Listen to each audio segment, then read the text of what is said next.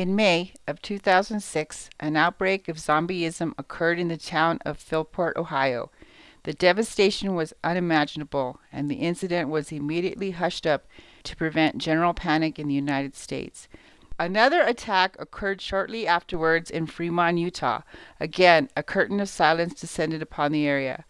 These unexpected onslaughts showed that America was ill prepared to deal with the terrorist attack from beyond the grave. Something had to be done, and many protective forces and stratagems were proposed, such as the Apocalypse Posse, Men in Gray, and even anti-zombie laser beams from space.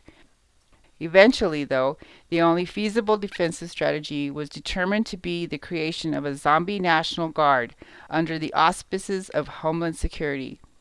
Retired General Henry Walmart, a decorated Army veteran, was charged with the task of creating this highly unusual anti-paranormal group, and he organized its structure along the lines of the military.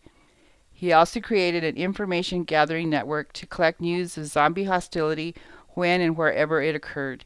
He vowed he would know if a zombie even sneezed in the continental United States, Hawaii, Alaska, or any one of our protectorates. But what of this new threat we Americans now face? What is zombieism and what causes it? Zombieism is a form of the disease known as the walking dead. It is typified by the body of a dead person reanimating to kill and inflict mindless damage and havoc wherever it goes. It passes this disease on by bites and poor hygiene. There is no known cure for zombieism, and the victim suffers horribly until it is killed. Other forms of the disease, though of a lesser nature, include vampirism, lycanthropy, mummy walking, devil formation, Frankensteinism, and casino gambling. None of these constitute a serious threat to national security and are usually considered nuisance plagues. But what are the root causes of this malady, which Russian author Leo Tolstoy once called a real pain in the neck? Scientific understanding of zombieism has been slow in coming, but so far, three major culprits stand out. Number 1, TV radiation. Zombieism has been linked to excessive television viewing. That is why young children are so susceptible to this disease. Number 2, underarm deodorants. It is believed that sweat-blocking underarm deodorants cause a buildup of perspiration in the bloodstream, which affects the thymus gland, which then causes brain corrosion. Number 3, the fruit fly. Viruses and bacteria associated with rotting fruit can be spread to people by this tiny pest. A proto-zombie virus, many believe to be a mutated form of Salmonella, has been identified in peaches, apples, cherries, and in tropical climates in the papaya. Whatever the cause, the next question you must be asking yourself is, what do you do if you suddenly find yourself in the middle of a zombie invasion in your own neighborhood? Well, immediately call the authorities. 911 operators have been trained to handle zombie calls from concerned citizens like you. After offering practical anti-zombie advice to follow, they will notify local, state, and federal officials of the Zombie National Guard of your address and the area affected by the zombie infestation. Troops will soon be arriving where you live. Do not be frightened by heavy trucks rolling down your street or heavily armed jet fighters and helicopters flying overhead. These are precautions necessary to keep any zombie problem from spreading. After you have notified the authorities, follow these common sense tips.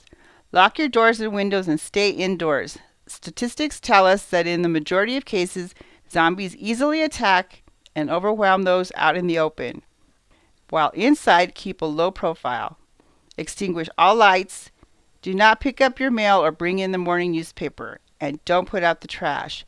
Act as if you're not at home. A deserted house is often overlooked by rampaging zombies, and in regard to this, often entire neighborhoods camouflage themselves from marauding zombie masses in this manner. It's also a way to get in touch with neighbors you may have not spoken to in years. Even though you may think you're safe, whatever you do, don't open the front door. The front door has been found to be the number one entryway to zombie home massacres. Do not fall for the quiet knock or the urgent ringing doorbell. To keep yourself safe until help arrives, arm yourself with whatever you may have on hand, whether it be a firearm, baseball bat, golf club, or even the trusty wooden meat mallet. Should you be attacked by a zombie, either shoot the creature in the head or beat its brains into a bloody pulp. Do not stop until the zombie stops moving. A wounded zombie is even more dangerous than one who's happily out for an afternoon stroll. Finally, put a flag or a decorative wreath on your door or window to indicate to Zombie National Guard troops that there are people inside who need to be rescued. Don't worry if they knock down your door or come in shooting. This is normal operating procedure. They will be pleasant but professional. Rest assured, worried America, your government is working tirelessly to keep you safe. And like the undead, the Zombie National Guard never sleeps.